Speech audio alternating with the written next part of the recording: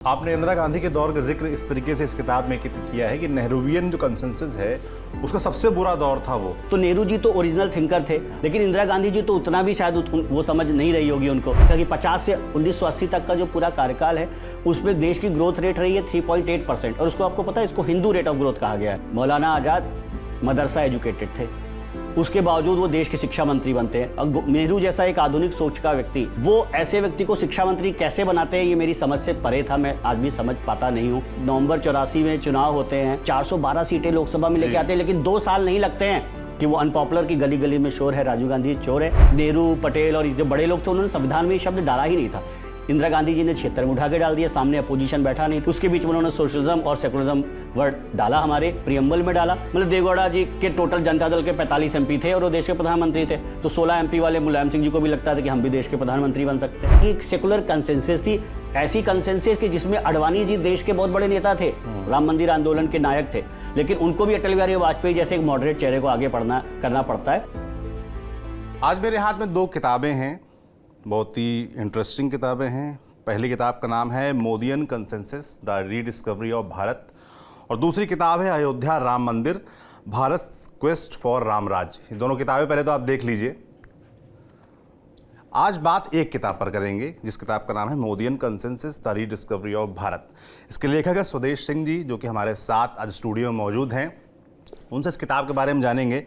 अब इतना अंग्रेजी आपने देख लिया, मोदियन कंसेंसस को आप अगर गूगल पर सर्च करेंगे तो उसका जो हिंदी अनुवाद आएगा वो सर्वसम्मति आएगा। पर हम क्योंकि लोकतंत्र में रहते हैं, लोकतंत्र में जीते हैं और लोकतंत्र के ज़रिए ही देश यहाँ तक पहुँचा है जहाँ पर आज हम खड़े हैं, तो उसके लिहाज से मैं स्वदेश जी से पूछा कि इसका हिंदी अनुवाद क्या ठीक रहेगा, तो उन्होंने कहा आम सहमति, क्योंकि लोकतंत्र में आम सहमति के ज़रिए ही सहमति बनती है और देश आगे बढ़ता है और जहाँ हम हैं वहाँ तक पहुँचा है। तो ये क्या है आम सहमति, और इस किताब का नाम मोदियन कंसेंसस, इस शब्द का इस्तेमाल क्यों किया गया, शुरुआत इस बात से करेंगे। बहुत ही इंटरेस्टिंग किताब है। इस किताब में सिर्फ आज मोदी एरा की बात नहीं है, आप समझिए पिछले 150 साल का पूरा पॉलिटिकल इतिहास इसमें खींचा गया है। गांधी के समय के दौर की बात है, नेहरू के समय की बात है, आज़ादी के बाद की बात है, और कैसे इस देश में एक विचार को लेकर आम सहमति बनती गई अलग अलग दौर में, चाहे वो गांधी का दौर रहा हो, चाहे नेहरू का दौर रहा हो, चाहे इन दोनों नेताओं के बाद का दौर हो जिसमें सेकुलर पॉलिटिक्स हुई, और अब नरेंद्र मोदी का दौर है। इन सभी दौरों के बारे में इस किताब में काफ़ी इंटरेस्टिंग एनेक्डोट्स हैं, काफ़ी इंटरेस्टिंग फैक्ट्स हैं। इस लिहाज से हमें लगा कि इस किताब पर बात होनी चाहिए, और राजनीति में जो भी लोग रुझान रखते हैं मुझे लगता है उनके लिए बातचीत मज़ेदार रहने वाली है। तो शुरू करते हैं। बहुत स्वागत है आपका स्वदेश जी। धन्यवाद सौरभ जी। धन्यवाद। मैं ये कह रहा था कि सबसे पहले तो इस किताब के नाम पर ही चर्चा कर लेते हैं, मोदियन कंसेंसस।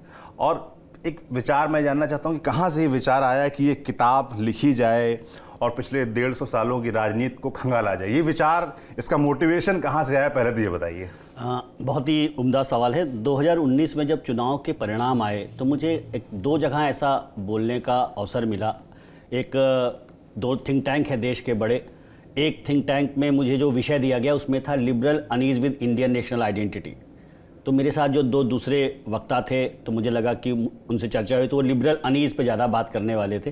तो मैंने कहा मुझे थोड़ा जानना भी था कि इस देश की जब हम पहचान की बात करते हैं, राष्ट्रीय पहचान, वो कहाँ से आती है, कहाँ से शुरू होनी चाहिए, कैसे होनी चाहिए। तो उस पर बहुत कुछ अध्ययन करने का अवसर मिला। तो मुझे लगा ये जो मॉडर्न इंडियन नेशन स्टेट है, तो ये करीब जो लेट 19th सेंचुरी के आसपास जो पूरा एक विचार बनने लगा, उससे बहुत कुछ निकल के आ रहा है। तो एक तो वहाँ से मैंने कहा उसको समझने का प्रयास किया मैंने और अपनी बात रखी उस कार्यक्रम में। उसके ठीक 1 महीने बाद मुझे एक देश का एक अन्य बड़ा थिंक टैंक है, वहाँ पे मुझे एक बीजेपी पे प्रेजेंटेशन करनी थी जो लोकसभा रिजल्ट के बैकग्राउंड में। तो उस पर मैंने बात रखी। तो मैंने देखा कि इसमें बहुत सारी चीज़ें ऐसी हैं जो बहुत आइडियोलॉजिकल सिमिलैरिटी हैं, जो मैं 150 साल पहले करीब जो भारत की राष्ट्रीय पहचान को खोजने की कोशिश कर रहा था, और आज प्रधानमंत्री नरेंद्र मोदी के नेतृत्व में जो भारतीय जनता पार्टी जो बातें कहती करती नज़र आ रही है, इसमें कहीं एक आपको धारा दिखाई पड़ रही है। तो इस पर मैंने सोचना शुरू किया और ऐसे सोचने लगा, कुछ उसको पॉइंट जॉट डाउन करने लगा, लिखने लगा। और जब कोरोना का समय आया तो मुझे एक जगह फिर बोलने का अवसर मिला। तो उन्होंने कहा आप किस पे बोलेंगे। तब तक मुझे ऐसा लग गया था कि दरअसल इस देश में एक ऐसा वातावरण बना है जिसमें कि दरअसल अगर आपको आज राजनीति करनी है, आपको मुख्य धारा की राजनीति करनी है, प्रासंगिक रहना है, तो कुछ ऐसी नीतियां हैं, कुछ ऐसे कार्यक्रम हैं, कुछ ऐसे सवाल हैं जिनके आपको जवाब देने पड़ेंगे, जिनको आपको टो करना पड़ेगा, जिन्हें आपको फॉलो करना पड़ेगा। तो वो नीतियाँ, वो कार्यक्रम मैंने ढूंढने शुरू किए कि वो क्या क्या हैं।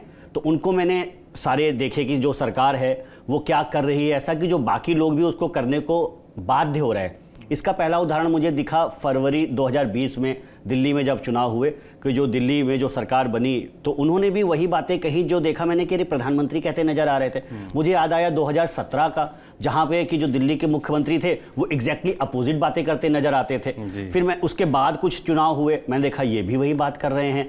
तो मैंने देखा कि जो प्रधानमंत्री नरेंद्र मोदी हैं वो जिस तरह की नीतियां, कार्यक्रम, इवन शब्दावली का इस्तेमाल कर रहे हैं, वो सारे के सारे नेता वो कर रहे हैं और उनको परिणाम अच्छे मिल रहे हैं। जो उससे थोड़ा सा भी इतर हट रहा है उसके परिणाम उतने अच्छे नहीं आ रहे हैं। मैंने गुजरात का चुनाव देखा, मैंने मध्य प्रदेश, छत्तीसगढ़, राजस्थान का दिसंबर 2018 का चुनाव पे ध्यान दिया तो मैंने देखा कि कमलनाथ भी कह रहे थे कि मैं गौशालाएं बनवाऊंगा। छत्तीसगढ़ में मैंने देखा भूपेश बघेल भी वो बातें करते रहे, कल तक उससे बड़ी डिस्टेंस बना के रखते थे। राजस्थान में भी देखा कि ऐसा अशोक गहलोत जी झाल मजीरा बजाते हुए नजर आए। मैंने देखा कि ममता बनर्जी 21 के चुनाव में देखा कि ममता बनर्जी जी कल तक कुछ और तरह की राजनीति की बात कर रही थी, वो भी चंडी पाठ करते हुए नजर आई। तो मेरे को बिल्कुल ही आश्वस्त हो गया मैं कि जो पिछले 7-8 साल की राजनीति हुई है, प्रधानमंत्री नरेंद्र मोदी, जिनको आपने बैकग्राउंड में जिनका फोटो भी लगा रखा है, तो वो जिस तरह की राजनीति कर रहे हैं उसका प्रभाव इतना ज़्यादा है कि आज राजनीति में एक आम सहमति बन गई है कि आपको कुछ नीतियों, कुछ कार्यक्रम, कुछ अभियान, इसके इर्द गिर्द अपनी बात कहनी पड़ेगी और विशिष्ट शब्दावली में वो बात कहनी पड़ेगी। उसको मैंने सारी चीज़ों को क्लब किया और वो उन पे एक सहमति बन गई थी। एक को मैंने बोला है कल्चरल रूटेडनेस, यानी कि आपके जो इस देश के सांस्कृतिक जीवन मूल्य हैं, इस देश के जो सभ्यतागत जीवन मूल्य हैं, उनकी बात आप कहनी पड़ेगी। अब आप उसको निगेशन नहीं कर सकते। अगर मुख्य धारा की राजनीति में रहना है, आप बोलेंगे तो आप फ्रिंज हो जाएंगे, आप हाशिए पे चले जाएंगे, तो उस पर आपको चर्चा करनी पड़ेगी। आपको इसके साथ साथ एक मैंने दूसरा पॉइंट कहा है, पिलर उसको कहा है कि असर्टिव नेशनलिज्म, कि आपको आज की तारीख में राष्ट्रवाद की बात करनी पड़ेगी। आज के 10 साल पहले जब ये सरकार नहीं थी तो आप देखेंगे कि कभी नक्सलवाद के समर्थन में जंगलों में चले जाते थे इस देश के बहुत बड़े बड़े लेखक, और वहाँ पे वो नक्सलवादियों से ऐसे ऐसे मिलके आते थे जिनको सरकार ढूंढ रही होती थी, वो मिलके आ जाते थे। फिर उस पर पहले तो किसी बड़ी मैगजीन के कवर पे वो फोटो छपती थी, उसके बाद उस पर बड़े पब्लिशिंग हाउस से किताब तक आती थी। और कभी कश्मीर की आज़ादी को लेकर दिल्ली के बड़े बड़े जो सभागार है उसमें बड़े बड़े सभा गोष्ठियाँ होती थी। आज अगर कोई मुख्य धारा की राजनीति करने वाला व्यक्ति इवन तो वो अगर करना चाहेगा तो वो तुरंत फ्रिंज हो जाएगा, हाशिए पे चला जाएगा। दूसरा असर्टिव नेशनलिज्म। तीसरा मैंने कहा कि है कि जो आम सहमति बनी है वो वेलफेयर ऑफ ऑल के इर्द गिर्द बनी है। अगर आज किसी को मुख्य धारा की राजनीति करनी है तो आपको कुछ ना कुछ जो सामान्य व्यक्ति है, समाज की अंतिम पंक्ति में खड़े आदमी और औरत है, उसके लिए सीधे तौर पे कुछ करना पड़ेगा। अब सिर्फ गरीबी हटाओ का नारा देके ये नहीं हो सकता। तो ये welfare of all, cultural rootedness और असर्टिव नेशनलिज्म, इनके इर्द गिर्द एक आम सहमति बनी है। चूंकि ये जो 8-10 साल के पीछे की जो राजनीति रही है, इस पे सबसे ज़्यादा प्रभाव जो वर्तमान में देश के प्रधानमंत्री हैं श्री नरेंद्र मोदी जी, उनके कार्यक्रमों, उनके अभियान और नीतियों के कारण रहा है। उनका इम्प्रिंट इस पे सबसे ज़्यादा मिलता है, जिसको बाकी लोग टो कर रहे हैं सफलता के लिए। तो इसको मैंने मोदियन कंसेंसस इस नाते कहा। अगर आसान भाषा में कहें तो आप कह रहे हैं कि कुछ नीति, कुछ विचार, कुछ प्रयास ऐसे होते हैं जिनको आप नकार नहीं सकते, उनको लेकर देश में आम सहमति बन चुकी होती है। ऐसे में जो सरकार में हो या विपक्ष में हो, उनकी मजबूरी हो जाती है कि आप उस बात को फॉलो करें, तभी आप आम सहमति का हिस्सा बन पाएंगे और आपके लिए भी कुछ रास्ते खुलेंगे। इसी के जरिए मैंने देखा कि क्योंकि मैंने आपको पूरा परिचय नहीं दिया, स्वदेश जी का पूरा परिचय दे दूं। वो पहले पत्रकार रहे हैं और अब फिलहाल वो दिल्ली यूनिवर्सिटी में पढ़ाते हैं, प्रोफेसर हैं, पॉलिटिकल साइंस पढ़ाते हैं। तो आप देखिए, पत्रकार रहे तो जिज्ञासु रहे, जिज्ञासा के बिना पत्रकार आगे बढ़ ही नहीं सकता। दूसरा पॉलिटिकल साइंस, तो पॉलिटिक्स में इंटरेस्ट बताता है क्योंकि आप पॉलिटिक्स पढ़ाते हैं। तो इन दोनों ही के समागम से ये किताब मुझे लगता है निकली है जी। और इसीलिए आपने जब आज नरेंद्र मोदी के दौर की बात कर रहे हैं तो आप सिर्फ यहीं तक सीमित नहीं रहे, आपने जो कंसेंसस की बात है उसको कई हिस्सों में बांटा। मैं देख रहा हूँ आपने 5 हिस्सों में बांटा है इस पूरे को। एक एक करके मैं बता दूँ। आपने पहला बताया सिविलाइजेशनल कंसेंसस, फिर Gandhian consensus, Nehruvian consensus, post Nehruvian और सेकुलर कंसेंसस, और अब जो है मोदियन कंसेंसस। आपने 5 दौर में इसको बांटा है। तो इन दौरों के बारे में बारी बारी से समझ लेते हैं और ये भी समझते हैं कि क्यों ज़रूरी था इतिहास को खंगालना, ताकि आप इस नतीजे तक पहुँचें कि कैसे इस देश में एक विचार पनपता है। चाहे साउथ अफ्रीका से लौटे गांधी हो, जिन्होंने इस देश को समझा कि इस देश को क्या चाहिए, इस देश का गौरवशाली इतिहास उन्होंने बखान किया, उसको समझा और राम राज्य की पहली परिभाषा दी और उस टर्म को इस्तेमाल किया। और चाहे मुस्लिमों को साथ शामिल करने की बात हो या हिंदुओं को एकजुट करने की बात हो या जाति प्रथा के खिलाफ चीज़ें लोगों को एकजुट करने के लिए प्रयास हों, तो उन्होंने ऐसे से प्रयास किए ताकि एक आम सहमति उनको लेकर बने। और जो पिछले हजार साल से ज़्यादा का वक्त था जो देश ने गुलामी झेली, उसका जो बोझ था, उसके बोझ तले जो दबे थे लोग, उनको मोटिवेट किया जा सके। तो शुरुआत इसी से करते हैं, सिविलाइजेशनल कंसेंसस और उसके बाद गांधीयन कंसेंसस। इसके बारे में बताइए। तो मेरा आर्गुमेंट बेसिक यही है कि जब किसी विचार के इर्द गिर्द एक आम सहमति बनती है, और सिर्फ राजनीति में नहीं, समाज में बनती है, एकेडमिक्स में बनती है, आर्ट लिटरेचर कल्चर में बनती है, वो शुरुआत कहीं से होती है। कोई टॉर्च बीरर बनता है उसका, कभी कोई व्यक्ति बनता है, कभी कोई संस्था बनती है, कभी कोई विचार बनता है।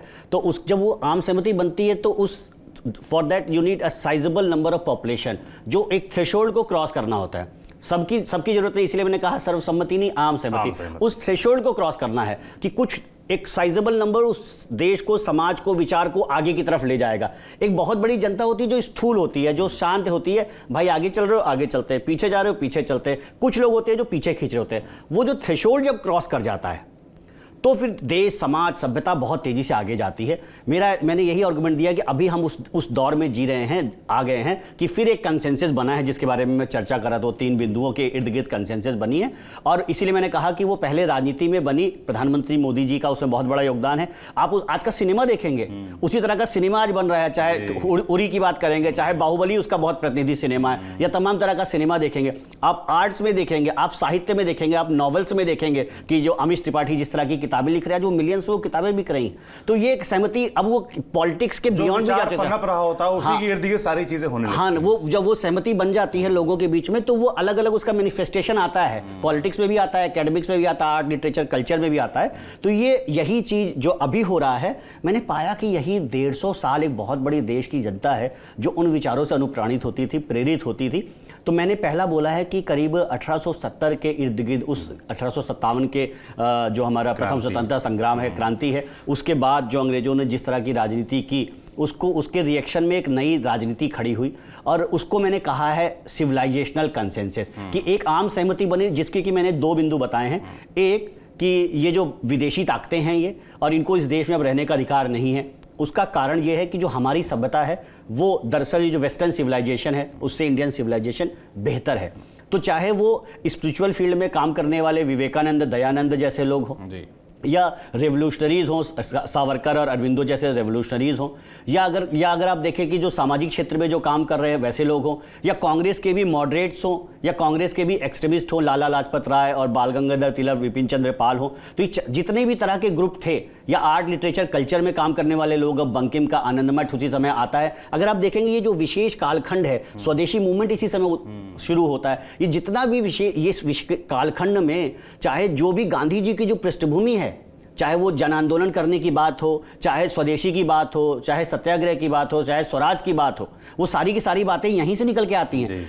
इवन गांधी जी के मैं गांधी जी के सारे प्रयासों को last leg of freedom movement कहता हूं। हमने उसको ही सारा फ्रीडम मूवमेंट मान लिया 1920 से 1947 को। वो लास्ट लेग है, अंतिम कड़ी है सिर्फ उसकी। उसके पीछे अगर आप देखें 1905 में क्या हो रहा है, यंग बंगाल, 47 में पार्टीशन हुआ, एक नहीं हो पाए, 5 में पार्टीशन होता है बंगाल का, और 11 में एक हो जाता है। जनता का इतना उग्र दबाव होता है। तो वो जो कालखंड है, मैंने उसमें 2 बातें कही हैं कि एक तो विदेशी ताकतें बाहर जाए, एक लोगों की आम चेतना ऐसी जागृत हो गई। इसको मैंने सिविलाइजेशनल कंसेंसस कहा है कि आपकी एक नेशनल रीअवेकनिंग हुई, एक सिविलाइजेशनल रीअवेकनिंग हुई कि हमारा और ये भारत एक सनातन संस्कृति का देश है, ये समय समय पे ऐसे ही जागता है। कई बार अपने स्लम्बर और लेथार्जी के साथ ना भक्ति आंदोलन में जागा था, उससे पहले कभी बुद्ध के समय जागा था, कभी शंकर के समय जागा था। समय समय पे सनातन है तो अपने को चिरनूतन करते रहता है। तो कभी उसके लिए शंकर आ जाते हैं, कभी बुद्ध आ जाते हैं, कभी महावीर आ जाते हैं, कभी भक्ति आंदोलन के तुलसी सूर कबीर नानक आ जाते हैं, कभी विवेकानंद, दयानंद दयानंद और रामकृष्ण परमहंस आ जाते हैं,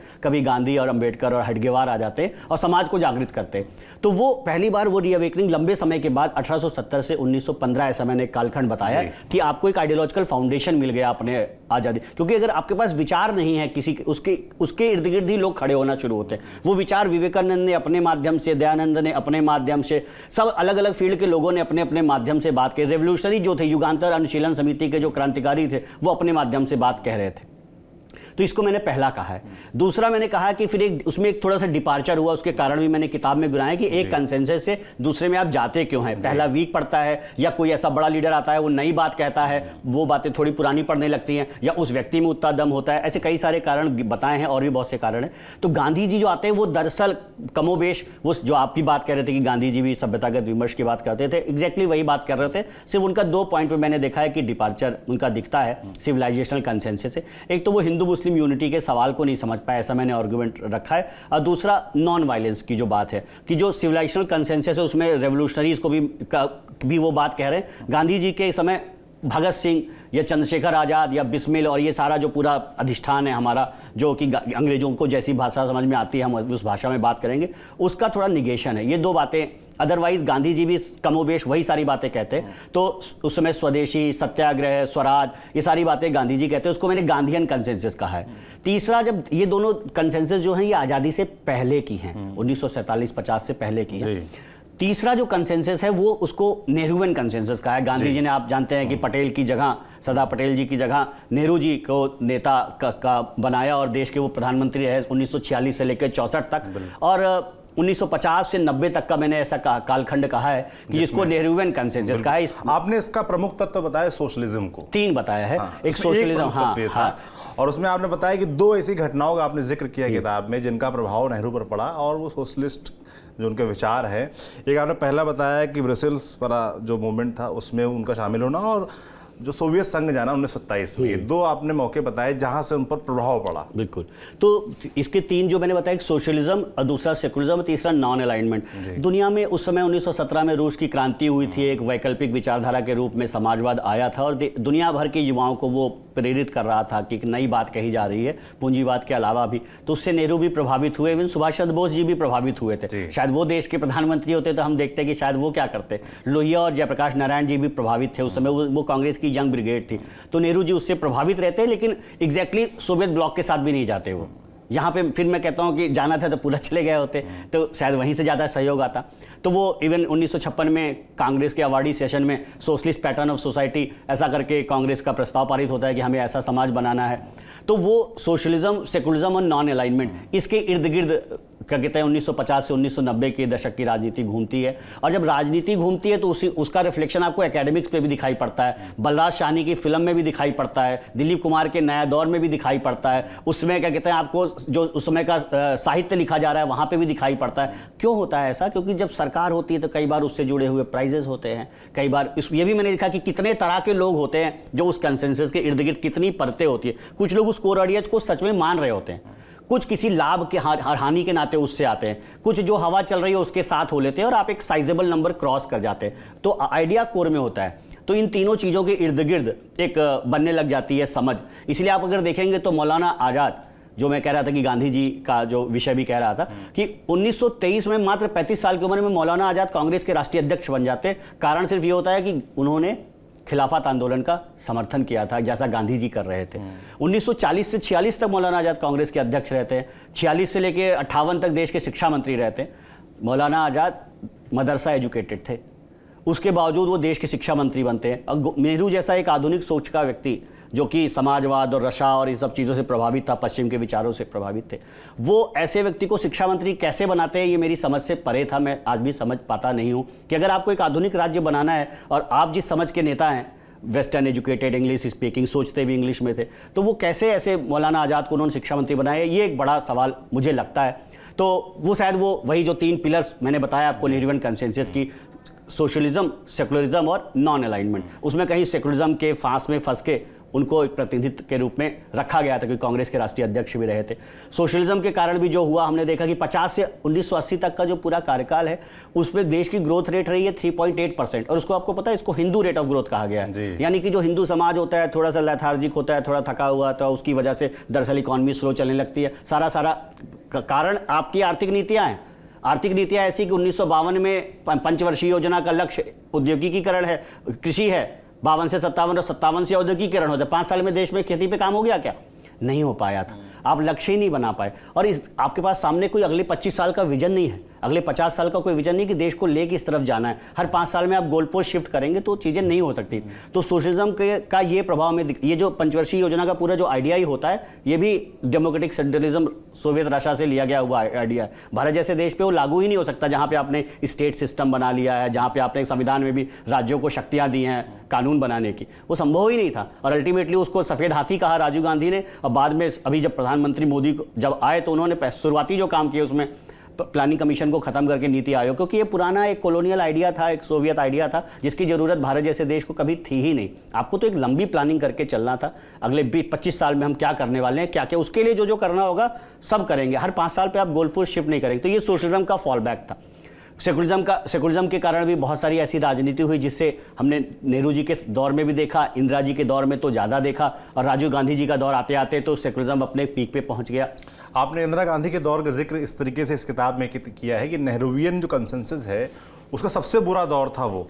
आपने ऐसे क्यों या आकलन जी क्यों जी किया? बिल्कुल, बहुत अच्छा सवाल है। एक्चुअली मैंने बताया कि जो कंसेंसस होती है, जो कम से कम जिस व्यक्ति ने वो विचार दिया होता है, जिस व्यक्ति के कारण वो विचार खड़ा होता है, कई बार परिस्थिति के कारण व्यक्ति खड़ा होता है, कई बार परिस्थिति के व्यक्ति के कारण भी वो परिस्थिति खड़ी होती है। दोनों के समन्वय से दरअसल ये कंसेंसस बनती है। ये मोदी जी पे भी ये बात लागू होती है कि परिस्थितियां ऐसी बन गई थी कि मोदी जी बन गए या मोदी जी ने वो परिस्थितियों को बनाया। दोनों को के समन्वय से दरअसल ऐसा एक बड़ी कंसेंसस बनती है। तो नेहरू जी तो ओरिजिनल थिंकर थे, उन्होंने दरअसल ये विचारों को समझा था, जाना था, जैसा आप भी 1927 उसकी बात कर रहे हैं और सोवियत रशिया की विजिट है, सारी की बातें कर रहे हैं। लेकिन इंदिरा गांधी जी तो उतना भी शायद वो समझ नहीं रही होगी उनको। उन्होंने उसको एग्जैक्टली जो फादर ने किया उनके पिताजी के नाते, उनको सत्ता में आई तो वो उन चीज़ों को उसी तरीके से लागू करने लग गई। कोई कोर में कोई सोच नहीं थी। शायद इस वजह से जैसे नेहरू जी ने नॉन अलाइंड रहे तो उन्होंने कांग्रेस के अधिवेशन में तो ठीक है सोशलिस्ट पैटर्न ऑफ सोसाइटी किया, लेकिन रशिया के साथ कोई स्ट्रेटजिक टीटी नहीं की कभी। 1931 में इंदिरा गांधी जी सोवियत रशिया के साथ स्ट्रेटजिक टीटी करती हैं। अब मेथ्रोकिन आर्काइव्स है, अगर आप उसको पढ़ेंगे तो उसमें पता चलेगा कि 1966 से लेके 1970 के दशक में 1975-77 तक का ऐसा कार्यकाल है जो उन्होंने कहा है कि दुनिया में अगर आपको अपने लोग बैठाने हैं सत्ता में, उसके लिए सबसे अच्छा कार्यकाल कहा गया है। वो चाहे ब्यूरोक्रेसी हो, चाहे पॉलिटिक्स हो, चाहे सिनेमा हो, हर जगह क्या कहते हैं सोवियत आइडियाज से इंस्पायर्ड लोग बैठे हुए थे, उनको पैसा मिलता था। ये मित्रोकिन आर्काइव में कहा गया, उसको मैंने यहाँ मेंशन किया हुआ है। तो इसके कारण जब आपका अपना कोई ओरिजिनल विचार नहीं रहेगा, आप दरअसल कहीं और से डायरेक्ट होंगे, तो दरअसल ऐसी समस्या हो जाएगी, पावर का सेंट्रलाइजेशन हो जाएगा। आप दिल्ली से बैठ के बहुत सारी चीज़ें करने लग जाएंगे और उसका फॉल बैक बहुत ज़्यादा हो जाएगा। जो हमें दिखा भी कि 71-71 में तो इंदिरा जी इतना बड़ा चुनाव जीतती हैं और 73 आते आते देश में बहुत बड़ा जन आंदोलन खड़ा हो जाता है। सिंहासन खाली करो 74 में कह दिया जाता है कि जनता आती है। जयप्रकाश नारायण जैसा नेता, इतना बड़ा कद का नेता, बिना किसी संवैधानिक पद के वो इतना बड़ा नेता कैसे बन जाता है? परिस्थितियाँ बना देती है कि इंदिरा गांधी जी की जो पॉलिसीज थी 66 में बनी है, 72-73 आते आते वो सारी की सारी फ्लॉप होने लग जाती हैं। तो उसके कारण मैंने कहा है कि जो नेहरूवियन कंसेंसस तो चल रहा था, लेकिन उसका थोड़ा सा परवर्टेड फॉर्म आने लगा, लेकिन कंसेंसस उसके अराउंड थी। इसके कारण बहुत से लोग एकेडमिक्स के, सिनेमा के, कल्चर के, वो उस लाइन को टो कर रहे थे कि नेहरू की बेटी ही हैं, उनके पीएमओ में भी उसी तरह के अधिकारी थे, और ये सारी चीज़ें दिखाई पड़ती हैं सबको बहुत क्लियरली कि वहाँ पे। उसके बाद जो स्थिति आती है वो और ख़राब आती है। उनके बेटे प्रधानमंत्री बनते हैं जब राजीव गांधी जी। आपने देखा 84 में, नवंबर 84 में चुनाव होते हैं और उसके बाद 412 सीटें लोकसभा में लेके आते हैं, लेकिन 2 साल नहीं लगते हैं कि वो अनपॉपुलर की गली गली में शोर है, राजीव गांधी चोर है, ऐसे नारे लग जाते हैं। बोफोर्स के कारण ऐसे नारे लग जाते हैं। आप शाहबानों के मुद्दे को नहीं समझ पाते हैं कि सेकुलरिज्म के नाते आप कुछ फंडामेंटलिस्ट फोर्सेस के सामने झुक जाते हैं। जो सुप्रीम कोर्ट के निर्णय की एक महिला को एलिमनी देनी है, वो आप कह देते हैं पार्लियामेंट में कानून ला के पलट देते हैं। आपको राम मंदिर का जन आंदोलन नहीं समझ में आता है तो उसको काउंटर करने के लिए आप ताला खुलवा देते हैं। तो एकदम इमेच्योर डिसीजन सारे दिखने लग जाते हैं। और 90 का दशक आते आते ऐसा दिखता है कि जो नेहरूवियन कंसेंसस है वो खत्म हो गई है। उसका कारण विश्व में भी जो परिवर्तन हो रहे होते हैं वो भी होता है कि सोवियत रशिया का पतन हो जाता है और इसके कारण जो सोशलिज्म है वो खत्म होता है। और उसके अलावा जो नॉन अलाइनमेंट है भारत उस तरह से, क्योंकि जब सामने दो ब्लॉक नहीं रह गए, एक ही ब्लॉक है, यूएस का ब्लॉक है, तो नॉन अलाइनमेंट भी ऐसा कोई मूवमेंट के रूप में नहीं रह जाता है। तो दरअसल ये तीनों पाए में से सिर्फ एक पाया बचता है जो सेकुलरिज्म है, जिसको कि लाल कृष्ण अडवाणी जी ने बहुत अच्छे तरीके से कॉइन किया कि सूडो सेकुलरिज्म, दरअसल सेकुलरिज्म जो है वो दरअसल सूडो सेकुलरिज्म बन जाता है। सेकुलरिज्म की सिंपल डिफिनीशन होती है कि there would be no official religion, और ये होती है कि there would be separation of state and religion. Bharat में कभी स्टेट रिलीजन साथ था ही नहीं। जब स्टेट और रिलीजन साथ है ही नहीं तो सेपरेट किसको करने की बात कर रहे हैं? तो कभी भी इसीलिए नेहरू, पटेल और जो बड़े लोग थे उन्होंने संविधान में ये शब्द डाला ही नहीं था। इंदिरा गांधी जी ने क्षेत्र में उठा के डाल दिया, सामने अपोजिशन बैठा नहीं था, सब सारी पार्लियामेंट कैसी ही लगती थी 75 से 77 तक हम जानते हैं। उसके बीच में उन्होंने सोशलिज्म और सेकुलरिज्म वर्ड डाला, हमारे प्रियम्बल में डाला, पहले नहीं था, क्योंकि वो आत्मा से, विचार से ऐसा हमारा संविधान बना था कि उसमें समाज में बराबरी लानी है, उसके लिए डालना थोड़ी है। एक होता है घी, एक होता है देसी घी, एक होता है शुद्ध देसी घी, एक होता है गाय का बना शुद्ध देसी घी। हमारे आपके जो दादाजी ऐसा नहीं बोलते थे कि गाय का बना शुद्ध देसी घी, वो क्या बोलते थे? घी, क्योंकि घी ही घी होता था। जितना ज़्यादा मिलावट होती गई उतना ज़्यादा आप क्लियरिटी उसको उसमें जोड़ते गए विशेषण। आज गाय का बना A2 गाय का बना शुद्ध देसी घी हो गया है, क्योंकि अब गाय का घी भी ठीक से नहीं मिल रहा है। तो ये जो घी है ना, वो घी था हमारा संविधान, उससे अच्छी चीज़ें निकालनी थी। मिलावट करते गए आप, चीज़ों को गलत दिशा में लेते गए, और शब्द डालने से तो बन नहीं जाएगा। तो वो उसके कारण से समाज में एक गलत दिशा में हमारा राजनीति और समाज ऐसा बढ़ता चला गया। उस कालखंड में 70-80 के दशक में हमने देखा कि जिस तरह की अस्थिरता आई 90 के दशक में, वो किसका परिणाम है? 70-80 के दशक की राजनीति का। तो यहीं से जो दो पाए जब टूट गए तो एक तीसरे पाए पे ही चलने लगा, और वो इसी को मैंने पोस्ट नेहरूवियन या सेकुलर कंसेंसस का। अगर आप इस दरों की राजनीति देखेंगे तो पूरा 90 के दशक की राजनीति की छोटी छोटी पार्टियां बन गई, और सब अपने साथ एक मौलाना लेके घूमने लग गए नेता कि अपनी जाति का वोट मिल जाए और मुस्लिम समाज का वोट मिल जाए।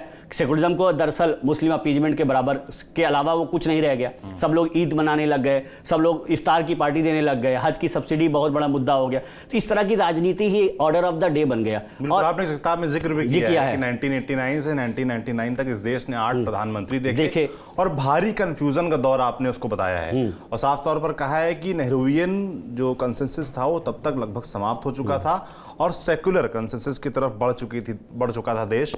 और इसको आपने बताया बड़ा कंफ्यूजन की स्थिति थी। जब अटल बिहारी वाजपेयी 1999 में बागडोर संभालते हैं, वो पूरी 5 साल की पहली सरकार गैर कांग्रेसी के रूप में वो रहते हैं 5 साल, तो थोड़ी स्टेबिलिटी आपने कहा आती है। तो पहले मुझे उस 10 साल के दौर के बारे में बताइए। तो अगर आप 90 के दशक की राजनीति देखें, देश में 3 विकल्प थे। जब अगर कांग्रेस कमजोर हो रही थी तो 3 क्या 4 विकल्प थे देश के पास। एक कांग्रेस खुद थी कि कहते हैं ना, मरा हाथी भी 1.25 लाख का होता है, तो कमजोर कांग्रेस भी बहुत पावरफुल थी। दूसरा विकल्प बन के उभरा जनता दल। जनता दल को आप अगर देखेंगे तो जनता दल दूसरा बड़ा विकल्प था, सरकार भी बनाई उन्होंने। तीसरे विकल्प के रूप में भारतीय जनता पार्टी थी। चौथा जो विकल्प था वो थे कम्युनिस्ट। तो जनता दल और कम्युनिस्ट साथ भी आए, बीजेपी ने बाहर से समर्थन दिया और कांग्रेस की सरकार हटी। लेकिन वो जो जनता दल था एक विकल्प के रूप में, वो दरअसल टूट गया। कुछ महीने बाद वीपी सिंह की सरकार चंद्रशेखर जी ने गिरा दी। चंद्रशेखर जी खुद प्रधानमंत्री भी रहे तो उनकी सरकार कांग्रेस ने पहले कहा समर्थन देंगे, फिर गिरा दी। फिर नरसिम्हा राव जी आए, उनको भी बहुमत नहीं आया। फिर अटल बिहारी वाजपेयी जी आए, फिर देवेगौड़ा जी, फिर आई.के. गुजराल जी, फिर अटल बिहारी वाजपेयी जी। तो ये अस्थिरता का दौर था, ये केंद्र में किसी को बहुमत आया नहीं।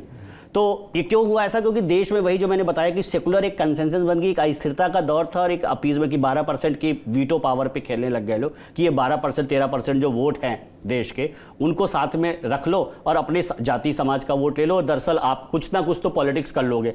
मतलब देवेगौड़ा जी के टोटल जनता दल के 45 MP थे और वो देश के प्रधानमंत्री थे, तो 16 MP वाले मुलायम सिंह जी को भी लगता था कि हम भी देश के प्रधानमंत्री बन सकते हैं, और ये तमाम चीज़ें चलती रहती थी।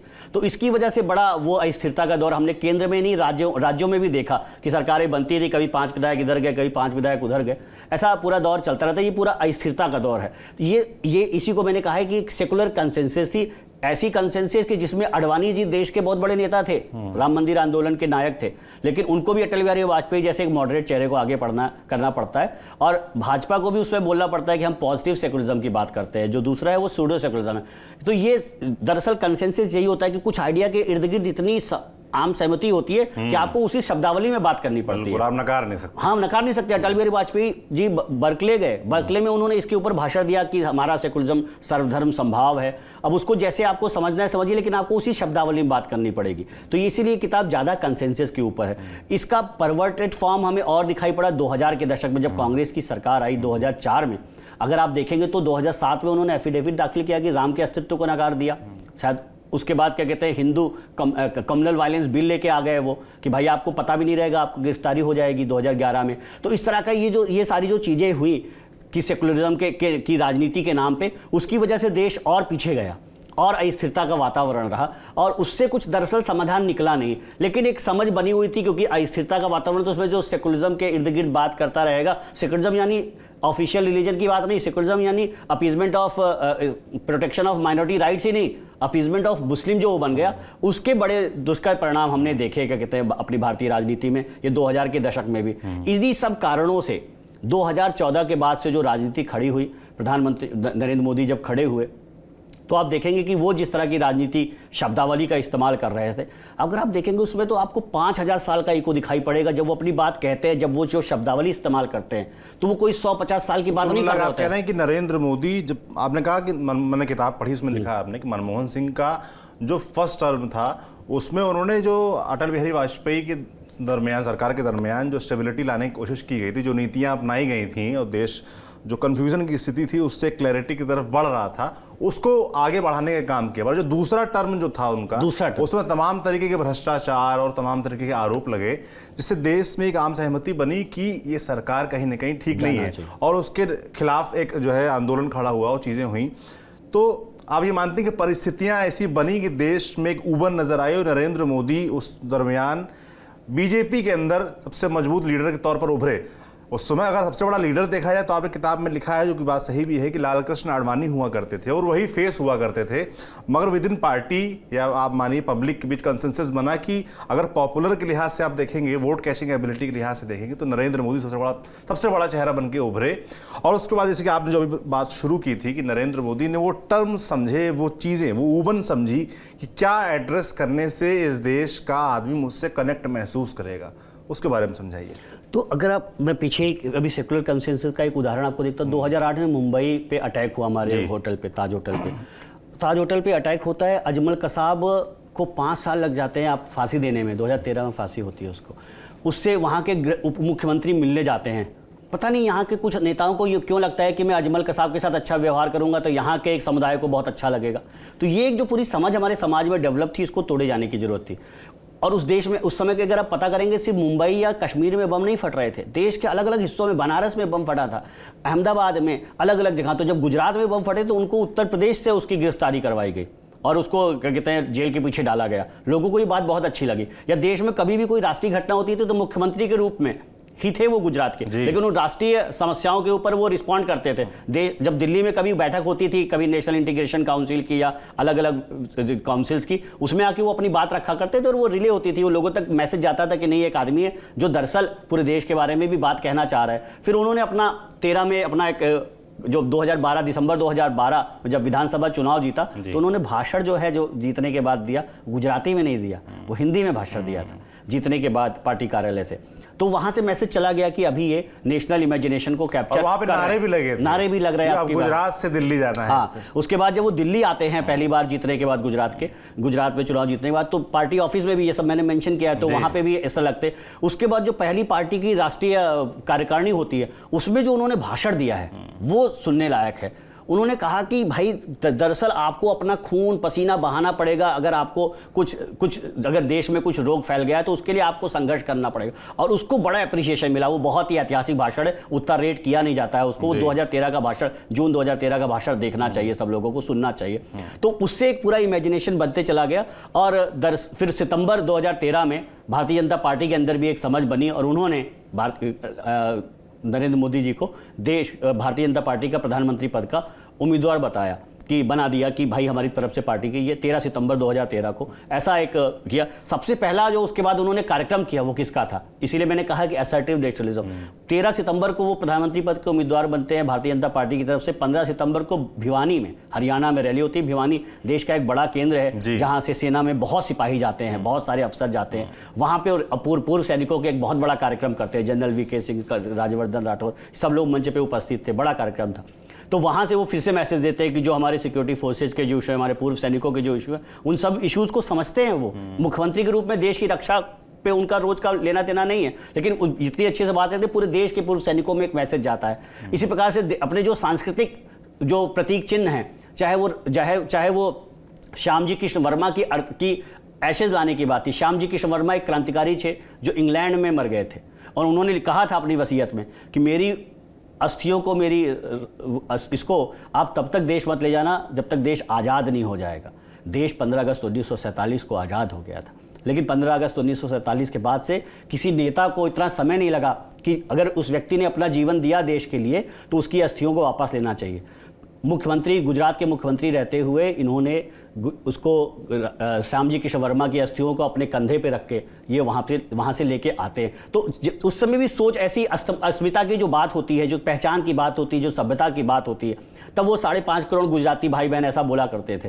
आपने देखा उसके बाद 130 करोड़ भारतीयों की बात करते थे। तो तब वो गुजराती अस्मिता की बात करते थे, फिर वो राष्ट्र की अस्मिता हो गई। तो वो अगर उनकी गुजरात की भी आप पॉलिटिक्स देखेंगे, वो भी मैंने इसमें मेंशन किया कि अक्टूबर 2001 से लेके और मई 2014 तक की जो राजनीति है, उसमें भी आपको दिखाई पड़ेगा कि कैसे गुजरात में उन्होंने जो जो ट्रांसफॉर्मेशन लाए थे। सब लोग 26 जनवरी 15 अगस्त राज्य की राजधानी मनाते ही अलग अलग जिलों में मनाया करते थे।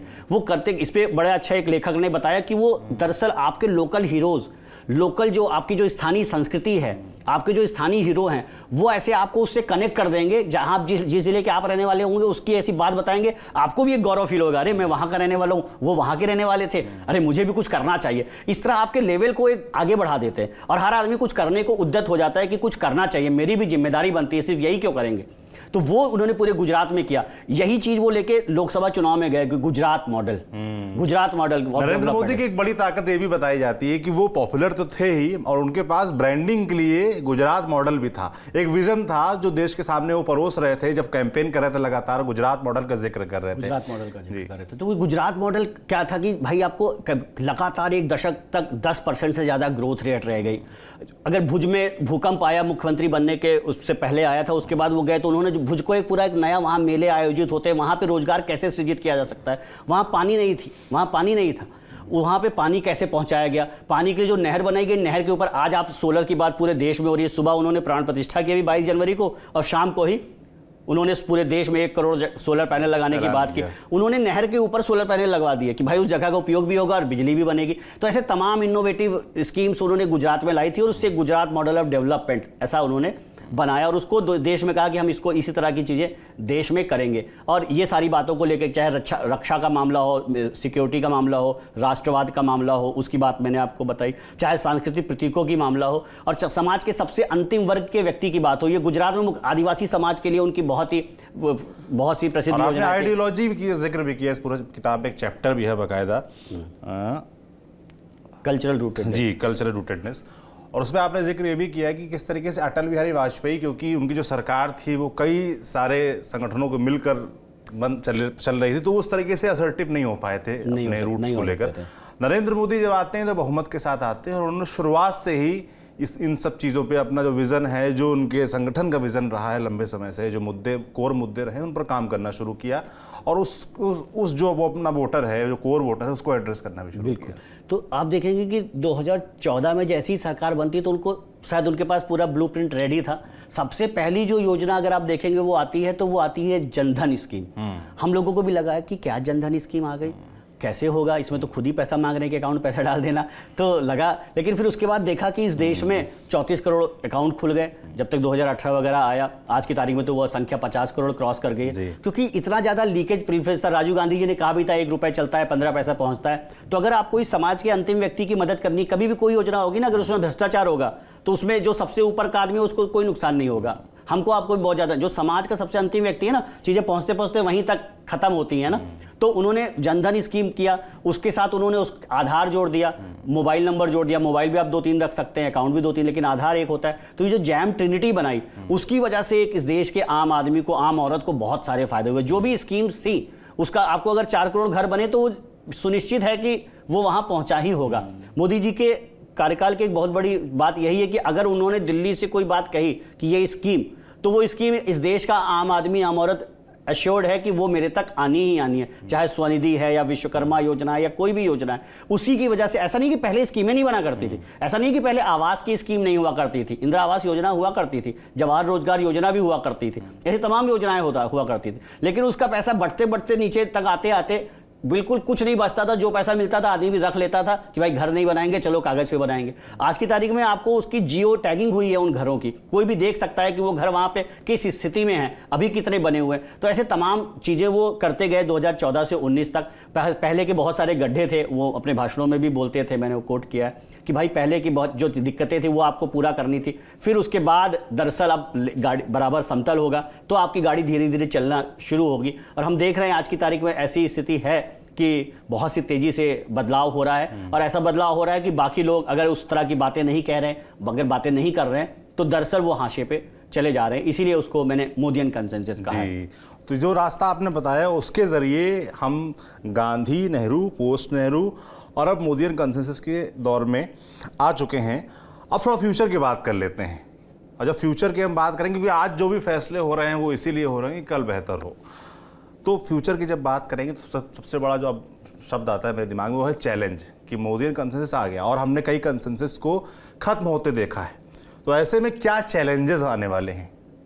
नरेंद्र मोदी, ये जो दौर चल रहा है, जो उनकी पॉलिसीज़ चल रही हैं, जो उनकी नीतियाँ चल रही हैं, अभी कंसेंसस है, मगर क्योंकि हमने पहले भी खत्म होते देखा है दौरों को, तो इनके सामने बड़े चैलेंजेस क्या रहने वाले हैं जिससे ये बने रहें आगे? तो सबसे पहले कि ये अब एक व्यक्ति पे नहीं, एक विचार पे बात चली गई है। तो मोदियन कंसेंसस एक विचार है, वो सिर्फ नरेंद्र मोदी जी से उसका लेना देना उनसे शुरू होता है। वो जब तक रहेंगे तब तक तो अच्छा चलने ही वाला है। जब तक नेहरू जी तब तक तो ठीक चला ही। इंदिरा जी के समय थोड़ा सा डाउन हुआ और राजीव गांधी जी के समय काफ़ी हुआ, और भी दूसरी परिस्थितियाँ, विश्व में जो परिस्थितियाँ बनी उसका भी योगदान रहा। और दरअसल नेहरूवियन कंसेंसस खत्म हो गया जब मंदिर मंडल मार्केट का जमाना आया 90-91 के समय में। तो यानी कि बहुत सारी आंतरिक और बहुत सारी बाहरी परिस्थितियाँ होती हैं जिसके कारण कंसेंसस वीक होती है। पहला मैंने जैसा कि नेहरू जी के समय बताया कि वो तो ओरिजिनल उन्होंने सोचा था, इंदिरा जी उसको टो कर रही थी। तो मोदी जी के बाद जो भी लीडर आएंगे वो उसको कैसे रीइन्वेंट करते हैं, इस पे बहुत कुछ डिपेंड करेगा। जैसे कि उन्होंने टाइम मैगजीन को एक इंटरव्यू दिया, बहुत अनअपोलिटिक, वो मैंने मेंशन किया कि I am a Hindu, I am a nationalist, so what, I am a Hindu nationalist. बाकी नेता शायद इसको बोलने में दिक्कत महसूस करेगा, उन्होंने बिल्कुल साफ तौर पे बोला। तो आपको वो जो, अगर आप कल्चरल नेशनलिज्म की पॉलिटिक्स कर रहे हैं, सेकुलर नेशनलिज्म नेहरू जी का था, आज की तारीख दौर है जो कल्चरल रूटेडनेस, मैंने कहा कल्चरल नेशनलिज्म, उसको उसके मुद्दों को कैसे रीइन्वेंट करते हैं आने वाले लोग। अभी तो नरेंद्र मोदी जी ही रहने वाले हैं, तो वो ही आगे जो मुद्दे आएंगे उसको कल्चरल रूटेडनेस की पॉलिटिक्स के नए मुद्दे क्या होंगे, उनकी स्कीम्स क्या होंगी। हमने देखा कि अभी राम मंदिर की प्राण प्रतिष्ठा हुई, पूरे देश में एक राममय वातावरण हो गया, लेकिन आपने उनकी स्पीच सुनी होगी, उन्होंने बोला देव से देश, राम से राष्ट्र। तो दरअसल उनके कोर में ये देश है, इस देश का एक आम आदमी है, वो इस देश का राष्ट्र है। तो वो जब आप उसको रीइन्वेंट करते रहेंगे तो चीज़ें लंबी चलेंगी। तो अभी तो इसकी, और मैंने तो जो आर्गुमेंट दिया है कि इसकी शुरुआत हुई है पिछले 4-5 सालों से, ये चलने वाला है। तो मैं इस क्यों ऐसा कह रहा हूँ, क्योंकि मैं ये आश्वस्त हूँ कि अगले कुछ साल तक तो प्रधानमंत्री नरेंद्र मोदी ही रूल करने वाले हैं। तो उनके समय में तो सब ठीक चलते रहेगा। उसके बाद भविष्य में जो आएगा वो होता क्यों है, क्योंकि जिस व्यक्ति ने जो आइडिया दिया है वो तो उसको समझता है, उसको रीइन्वेंट भी करता है, अपनी पोजीशन को चेंज भी करता है। गांधी जी भी कहते थे कि मैंने जो बात आज कही है, जो मैं बाद में कह रहा हूँ, बाद वाली बात को लो, पीछे वाली बात को छोड़ दो, क्योंकि समय देश काल परिस्थिति से बदलते रहता है। तो वो तो रहने, इस कारण से तो रहेगा। दूसरा क्या है कि जो कंसेंसस, मैंने जैसा नेहरू जी के समय भी उदाहरण बताया कि कुछ लोग कोर में होते हैं, उस आइडिया को सच में जीते हैं, मानते हैं, ऐसे एक नंबर होता है। कुछ लोग जो होते हैं कि उसके साथ हो जाते हैं, कुछ लोग अपने लाभ हानि के कारण साथ हो जाते हैं। तो वो लोग क्या होता है कि जैसी हवा थोड़ी सी कमजोर होती है तो तुरंत साथ छोड़ के चले जाते हैं, तो उसके कारण जो कि आजकल हम लोग देखते ही हैं। हाँ, हर तरह पार्टी बदला बदली होती रहती है, लोग आते जाते हैं। और सिर्फ राजनीति तक सीमित नहीं है, academics, art, culture, literature, cinema, क्योंकि आपको अगर आज देखोगे तो ये जो मैंने 3 स्तंभ बताए हैं मोदियन कंसेंसस के, ये आपको हर जगह दिखाई पड़ेगा। किस तरह की मूवी हो रही है, किस तरह का नॉवेल लिखा जा रहा है, किस तरह का लिटरेचर है, किस तरह की पेंटिंग्स बन रही है, किस तरह की एक्टिविटी हो रही है, वो सब जगह आपको दिखाई पड़ेगा। वो पॉलिटिक्स के बियॉन्ड जा चुका है। ये मोदियन कंसेंसस जो है वो सिर्फ भारतीय राजनीति का आइडिया नहीं है, वो अभी सिनेमा में भी आपको दिखाई पड़ेगा। 2 दिन पहले एक फिल्म रिलीज हुई 370 उसका नाम है। तो ऐसे सब जगह आपको दिखाई पड़ेगा कि ये दरअसल हो रहा है। तो ये इस तरह से शायद वीक होगा जब प्रधानमंत्री नरेंद्र मोदी जी कभी नहीं होंगे, तो उसके बाद जो नेता आएंगे अगर इसी, तो वो उसी आइडिया को कैसे करते हैं रीइन्वेंट, तो अगर वो रीइन्वेंट कर गए तो अच्छा चलेगा। ऐसा भी हो सकता है कि किसी कारण से आने वाले सालों में जो बीजेपी के अलावा किसी पार्टी की अगर सरकार बनती है किसी कारण से, वो बनेगी तो इसी आधार पे कि वो इसी पॉलिसी को टो करेंगे, लेकिन जब सरकार में आ जाएं तब वो बदल देंगे। जैसे हमने देखा कि कुछ राज्य सरकारें हैं कि चुनाव के 2-3 महीने पहले वो ये जो 3 स्तंभ मैंने आपको बताया कि उस तरह की बात कहते करते नजर आते हैं कि वो सांस्कृतिक उस तरह की प्रतीक चिन्हों का इस्तेमाल करते हैं, लेकिन जैसे ही सरकार बनती है तो तुरंत पलट जाते हैं। उसके कुछ अलग अलग दबाव होते हैं, इस कारण से कमजोर होगी। तो इसके ये, लेकिन अगले कुछ सालों तक मेरा ऐसा मानना है कि 1-2 दशक तक तो मोदियन कंसेंसस की राजनीति रहेगी। उसके बाद एक दौर आएगा जब वो थोड़ा कमजोर पड़ेगी। उसमें अगर जो नेता आएगा वो उन आइडियाज को, उन प्रिंसिपल्स को, उन इश्यूज को रीइन्वेंट कर ले गया तो ये और लंबी चलेगी, नहीं तो फिर उसके बाद कमजोर पड़ती जाएगी। एक ऐसा समय आएगी जब उसका समय खत्म हो जाएगा और फिर कोई कुछ नए आइडियाज के अराउंड कंसेंसस होगी। जैसा कि आपने देखा कि सिविलाइजेशनल कंसेंसस और गांधीयन कंसेंसस में बहुत थोड़ा सा फर्क है, तो इस तरह से भी रीइन्वेंट होता है कि थोड़ा सा फर्क करके भी रीइन्वेंट करके भी कंसेंसस बनती है। कई बार होता है कि डायमेट्रिकली अपोजिट होगी, जैसे आप नेहरूवियन कंसेंसस और मोदियन कंसेंसस देखेंगे तो वो डायमेट्रिकली अपोजिट भी हैं। तो हमें कोशिश ये करनी है कि वो डायमेट्रिकल अपोजिट नहीं हो। अगर मोदियन कंसेंसस को जो लोग आगे बढ़ाने वाले हैं वो उससे थोड़ा सा डिपार्चर होने से ठीक रहेगा। बिल्कुल। तो आपने खास तौर पर इस बात पर जोर दिया कि भाई जिसका विचार होता है वो उसको लंबे समय तक सही तरीके से खींच ले जाता है। इसमें आपने जिक्र किया नेहरू का कि वो उनकी, देखिए, जो जब तक वो रहे तब तक वो कंसेंसस अपने आप तेजी से चलता रहा और कांग्रेस लगातार बढ़ती गई। इंदिरा गांधी के ज़माने में शुरुआत ठीक रही, बाद में कमज़ोर होती गई और राजीव गांधी के दौर में बिल्कुल पूरी तरीके से खत्म हो गई। उसके बाद कन्फ्यूज़न का दौर आया और अब नरेंद्र मोदी का दौर चल रहा है और इसको भी आगे तभी बढ़ाया जा सकता है जब अगली जो लीडरशिप हो, चाहे इस पार्टी की चाहे किसी और पार्टी की, वो इसको नए स्वरूप में रीइन्वेंट करके जनता के सामने आम सहमति के लिए पेश करे। फिर जनता पर है कि वो एक्सेप्ट करती है कि नहीं करती है, उसी से तय होगा कि ये दौर आगे चलेगा कि कोई नया दौर आएगा। तो ऐसे तमाम दौर गांधी से लेकर मोदी तक, और उस दरमियान क्या राजनीतिक घटनाक्रम रहा, क्या परिस्थितियां रहीं जिसके द्वारा ये नेता पनप पाए और इनका विचार पनप पाए लंबे समय तक, इस किताब में बखूबी बताया गया है। फिर से आपको एक किताब दिखा दूं, मोदियन कंसेंसस, स्वदेश सिंह इनका नाम है, इन्होंने किताब लिखी है और इंक पब्लिकेशन से पब्लिश हुई है। 599 रुपये इस किताब की कीमत है। मुझे लगता है ऑनलाइन प्लेटफॉर्म्स पे में थोड़ा और डिस्काउंट के साथ मिल जाती होगी। तो जिनको भी राजनीति में रुचि है वो इस किताब को ज़रूर पढ़ें।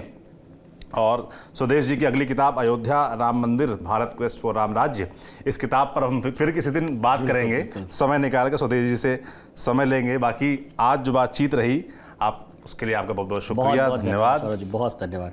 बाकी हम जनता से कहेंगे कि आप इस वीडियो को देखें और जो भी आपके विचार हों इस किताब के बारे में, इस बातचीत के बारे में, हमें कमेंट बॉक्स में लिखकर ज़रूर बताएं। कुछ सुझाव हमारे लिए हों तो हमें भी दें और स्वदेश जी के लिए हों तो उन्हें भी दें। बाकी देखते रहिए TV9 डिजिटल। शुक्रिया।